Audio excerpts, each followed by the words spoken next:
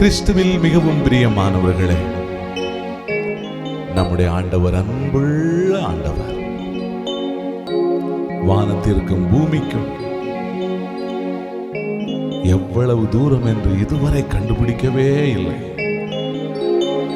அந்த அளவுக்கு ஆண்டவர் நம்மீது மிகப்பெரிய அன்பையும் பாசத்தையும் வச்சிருக்கிறார். அந்த அளப்பெரிய அன்பினாலே இன்று உங்களை நிரப்பி ஆசீர்வதிப்பாராக.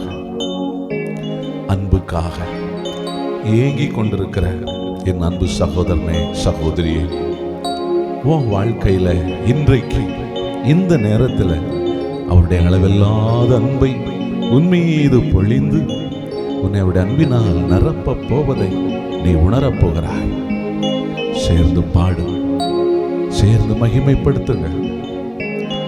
அவருடைய அன்பினால் இப்பொழுது நீங்கள் நிரப்பப்படுவீர்கள். ஆமென். ஹல்லேலூயா.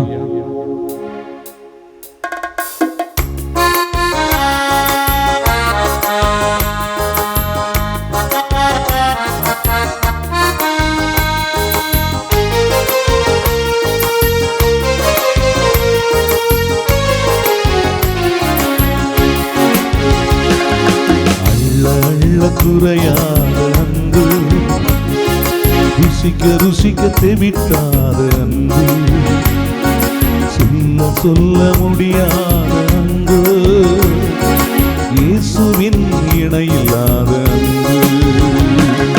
அள்ள அள்ள குறையாத அன்பு, ருசிக்க ருசிக்க தெவிட்டாத அன்பு, சொல்ல சொல்ல முடியாத அன்பு, இயேசுவின் இணையில்லாத அன்பு.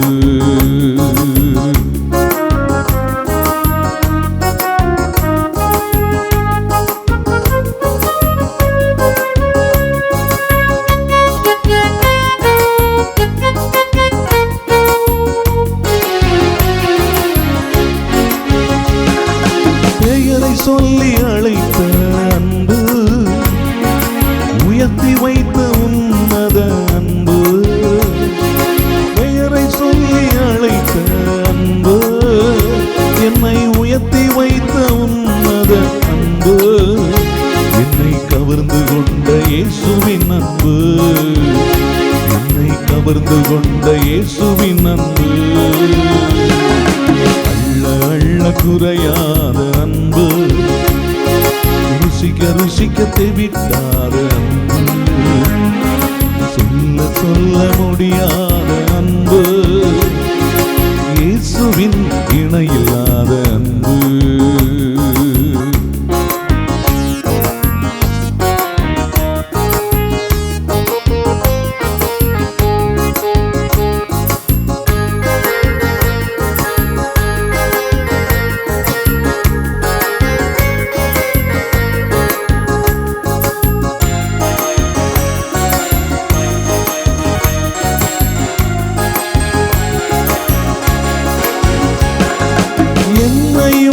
அபிஷேகித்த அன்பு, என்னை அதிசயமாய் நடத்திய அன்பு, என்னையும் அபிஷேகித்த அன்பு, என்னை அதிசயமாய் நடத்திய அன்பு, என்னை கவர்ந்து கொண்ட இயேசுவின் அன்பு, என்னை கவர்ந்து கொண்ட இயேசுவின் அன்பு.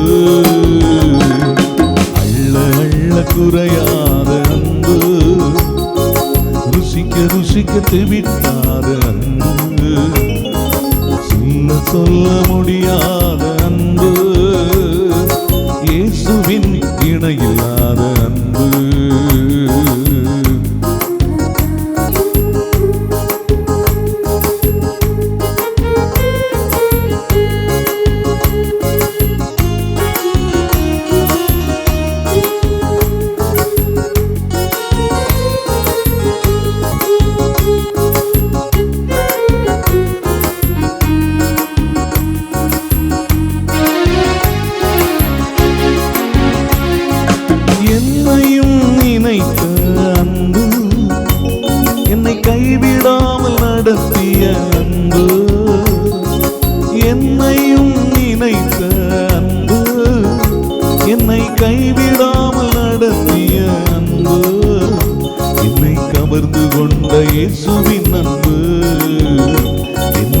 அமர்ந்து கொண்ட இயேசுவின் அன்பு, அள்ள அள்ள குறையாத அன்பு, ருசிக்க ருசிக்க தெவிட்டாத அன்பு, சொல்ல சொல்ல முடியாத அன்பு, இயேசுவின் இணையில்லாத அன்பு. அல்லேலூயா அல்லேலூயா அல்லேலூயா அல்லேலூயா அல்லேலூயா அல்லேலூயா அல்லேலூயா அல்லேலூயா அல்லேலூயா அல்லேலூயா அல்லேலூயா அல்லேலூயா அல்லேலூயா அல்லேலூயா அல்லேலூயா.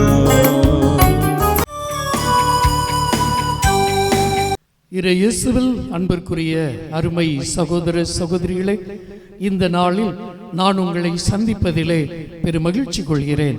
ஆண்டவர் இயேசு உங்களை ஆசீர்வதிப்பாராக. அன்பார்ந்தவர்களே, இன்றைய நற்செய்தி வாசகத்தை ஆண்டவர் நம்மோடு எப்படி பேசுகிறார் என்பதை பார்ப்போமா?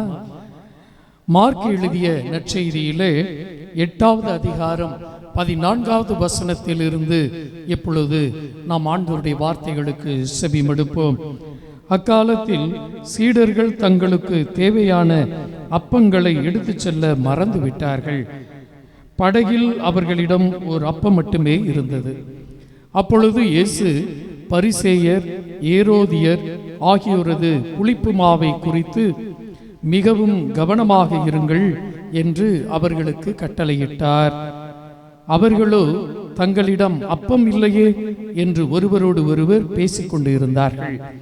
இதை அறிந்த இயேசு அவர்களை நோக்கி, நீங்கள் உங்களிடம் அப்பம் இல்லை என ஏன் யோசிக்கின்றீர்கள்? இன்னுமா உணராமலும் புரிந்து கொள்ளாமலும் இருக்கிறீர்கள்? உங்கள் உள்ளம் மழுங்கியா போயிற்று?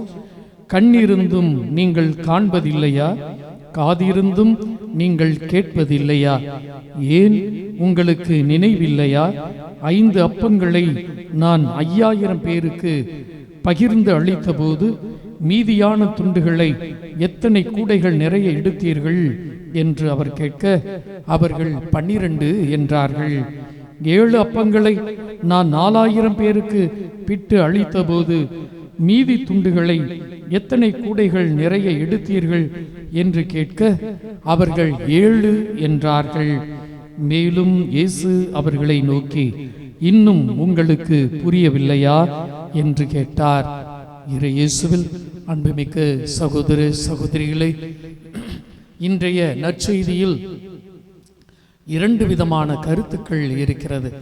முதலாவது கருத்து, இயேசு பரிசேயர்களுடைய புளிப்பு மாவை குறித்து, பரிசேயருடைய ஏரோதியருடைய புளிப்பு மாவை குறித்து என்று அங்கே சொல்லப்படுகிறது. அன்பார்ந்தவர்களே, இவர்களுடைய புளிப்பு மாவு என்றால் என்ன? எல்லா மாவும் ஒரே மாவு தானே. அவங்களுடைய புளிப்பு மாவுக்கு மட்டும் அப்படி என்ன? ஏன் இயேசு அவர்களை குறித்து கவனமாக இருங்கள்னு சொல்றார்? அப்ப அவங்க புளிப்பு மாவுல வேற எதுவும் கலப்படம் இருக்குதா? அப்படி அல்ல. மாறாக அவர்கள் வெளியில் ஆடம்பரமாகவும் மதிப்பு மிக்கவர்களாகவும், வெளி தோற்றத்திலே அவர்கள் பணக்காரர்களாகவும், வெளியிலே நல்லவர்கள் போல காட்சியளிக்கிறார்கள். அவர்களுக்கு மதிப்பு அளிக்கப்படுகிறது. இன்னைக்கு நமக்கும் அப்படிதாங்க. இன்னைக்கு நம்ம ஊர்லயும் ஒரு மனுஷன் நல்லவனா இருப்பான், ஆனா அந்த மனிதன் ஏழையாக இருப்பான். யார் மதிப்பார்? பெற்ற பிள்ளைகள் கூட நீ என்ன சம்பாதித்து வைத்தாய் என்று அவர்களை ஏளனப்படுத்த. ஆனால் ஒரு பணக்காரர் எவ்வளவு மோசமான ஆளாக இருந்தாலும் அவருக்கு இருக்கக்கூடிய அந்த மரியாதையை பார்த்து இருக்கிறீர்களா? ஒரு அரசியல்வாதி எவ்வளவு மோசமான ஆளாக இருந்தாலும் அந்த நபருக்கு இருக்கக்கூடிய மரியாதையை பார்த்து இருக்கிறீர்களா? இதைதான் இயேசு சொல்கிறார். இப்படிப்பட்ட வெளிவேடக்காரர்களை குறித்து கவனமாக இருங்கள். அப்படி என்றால் அவர்களை பின்பற்ற வேண்டாம். அவர்கள் போல நீங்களும் வெளி ஆடம்பரமாக இருக்க வேண்டாம். உள்ளத்திலே தூய்மையாக இருங்கள் என்பதை குறித்து இயேசு அவர்களுக்கு கட்டளையிடுகிறார். ஆனால் இந்த சீடர்கள் என்ன பேசுகிறார்கள்? அவர் சொன்னதையே உள்வாங்கவில்லை.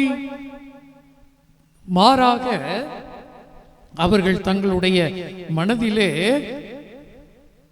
நம்ம அப்பம் கொண்டு வரலையே, புளிப்பு மாவு என்று சொன்னவுடன் அவர்களுக்கு எண்ணமெல்லாம் அப்பத்தில் சென்று விடுகிறது. அப்பம் கொண்டு வரலையே, ஒரு அப்பந்தான் இருக்குது, அந்த பண்ணு மாதிரி இருக்கக்கூடிய ரொட்டி ஒரு ரொட்டி தான் இருக்குது. உடனே இயேசு கேட்கிறார், உங்க உள்ளமெல்லாம் மழுங்கி போயிட்டா? உதாரணத்துக்கு இப்ப நம்ம வீட்டுல அப்பா இருக்கிறார் அல்லது உங்க பங்கு சாமியா இருக்காருன்னு வைங்களேன். எல்லாரும் நீங்க போறீங்க, பூச முடியுது, உடனே கையில எடுத்து அவர் பாட்டுக்கு அப்பத்தை இந்தாங்கப்பா சாப்பிடுங்க சாப்பிடுன்னு கொடுத்துக்கிட்டே இருக்கிறார். 2 முறை அந்த மாதிரி பார்த்துட்டீங்க. 3வது முறை நமக்கு பசியா இருந்தாலும் நம்ம அதை பத்தி கேள்வி வருமா? நம்ம ஃபாதர் கொடுத்துருவாருப்பா, நம்ம ஃபாதர் கையை நீட்டி ஜெபம் பண்ணா அப்பமா வந்து விழுந்துடும், எல்லாரும் சாப்பிட்டுக்கிடலாம் என்று ஒரு நம்பிக்கை வரும் அல்லவா? இயேசுடைய சீடர்கள் மத்தியிலே அத்தகைய நம்பிக்கை இல்லை. அவர்கள் கவலை கொள்கிறார்கள், தங்களுக்குள்ளேயே பேசிக்கொள்கிறார்கள், இயேசு சொல்வதை காதில் வாங்கவில்லை. நம்மகிட்ட ஒரு அப்பம் தானே இருக்கு, என்ன செய்ய போறோம்? அப்பொழுதுதான் ஆண்டவர் கேட்கிறார், எப்பா 5 அப்பத்தை பிட்டு கொடுத்தப்ப மீதம் எவ்வளவு? 12 கூட. 12 கூடைன்னா எவ்வளவு பெரிய கூடைன்னு தெரியல, அப்ப எவ்வளவு அப்பம் இருந்திருக்கணும்? சரியப்பா 7 அப்பத்தை பழகி கொடுத்த பொழுது எத்தனை கூட? 7 கூட மீதம் இருந்தது. என் அன்பு மக்களே, நாமும் நம்முடைய வாழ்வில் அநேக அற்புதங்களையும் வல்ல செயல்களையும் ஆண்டவருடைய ஆசீரையும் அனுபவித்து இருக்கிறோம். நல்லா நினைச்சு பாருங்க, நம்ம அம்மா அப்பா நம்ம தாத்தா பாட்டி காலத்துல இருந்த கஷ்டங்களை எல்லாம் ஆண்டவர் மாற்றி தந்திருக்கிறாரே.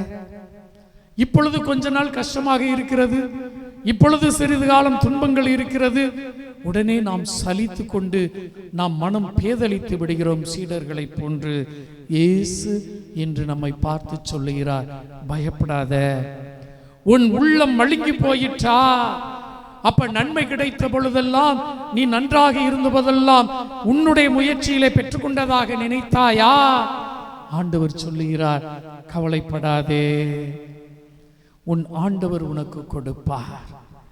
உன் ஆண்டவர் ஒன்றுமில்லாத இடத்திலே மீதம் 12 கூடைகள் வந்ததே, உனக்கும் கொடுப்பார் என்பதை தான் இயேசு இங்கு எடுத்து சொல்லுகிறார். என் அன்பு மக்களே, இந்த மார்க்கு நற்செய்தியினுடைய 8வது அதிகாரம் என்பது ரொம்ப சூப்பரான ஒரு அதிகாரம். மக்களுடைய விசுவாசத்தை தட்டி எழுப்பும் ஒரு அதிகாரம். அதனால்தான் இன்றைய நற்செய்தியிலே இயேசு சீடர்களை பார்த்து சொல்லுகிறார், ஏன் உங்கள்கிட்ட நம்பிக்கை இல்லை? என் ஆண்டவர் எனக்கு செய்வார், என் துன்பம் இப்பொழுது இருக்கலாம், அதை மாற்றி தருவார் என்ற நம்பிக்கையோடு நாம் தொடர்ந்து ஜெபிப்போம். ஆண்டவர் இயேசு உங்களை ஆசீர்வதிப்பாராக. ஆமென், ஆமென். God bless you all.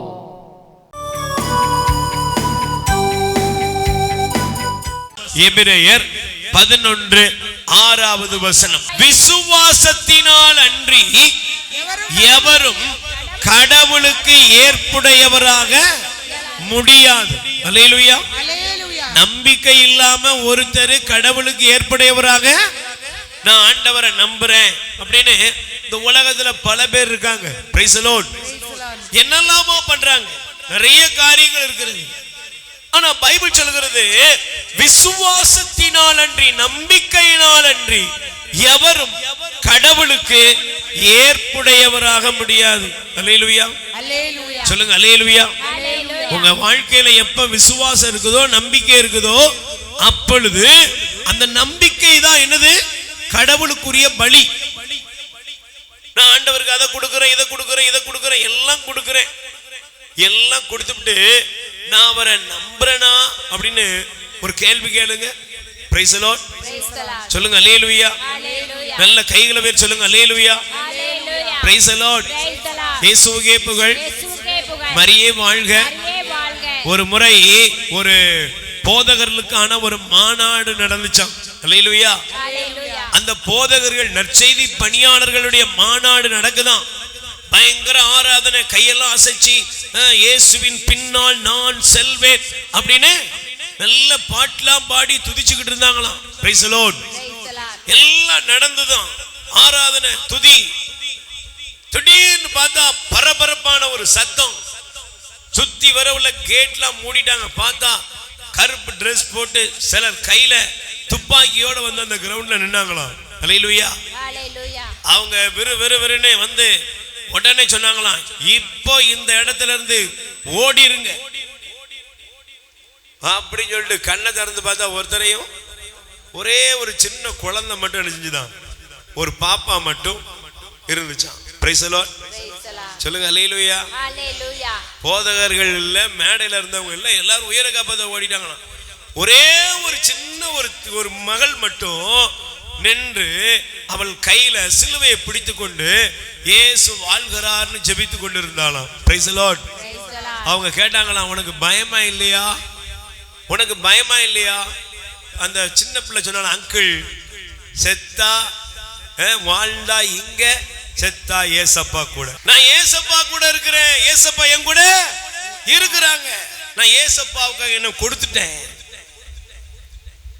நீங்க பாருங்க, வாழ்க்கையில பிரச்சனை வந்த உடனே நம்ம நிறைய பேர் என்ன பண்றோம், அவ்வளவுதாங்க, நம்ம ஜெபத்துக்கே போக மாட்டேன், நம்ம கோயில் பக்கமே போக மாட்டேன், இப்படி ஒரு முடிவு. எனக்கு நான் நினைச்சதெல்லாம் நடக்கல, இனிமே அந்த பக்கம் என்ன கூப்பிட்ட வந்துடாத வீட்டு பக்கம். Praise the Lord. ஆனா பைபிள் சொல்லுகிறது, விசுவாசத்தினால் அன்றி எவரும் கடவுளுக்கு ஏற்புடையவராக முடியாது. அப்ப இரண்டாவது, விசுவாசம் எங்க இருக்குதோ அவர்கள் ஆண்டவருக்கு ஏற்புடையவர்கள்.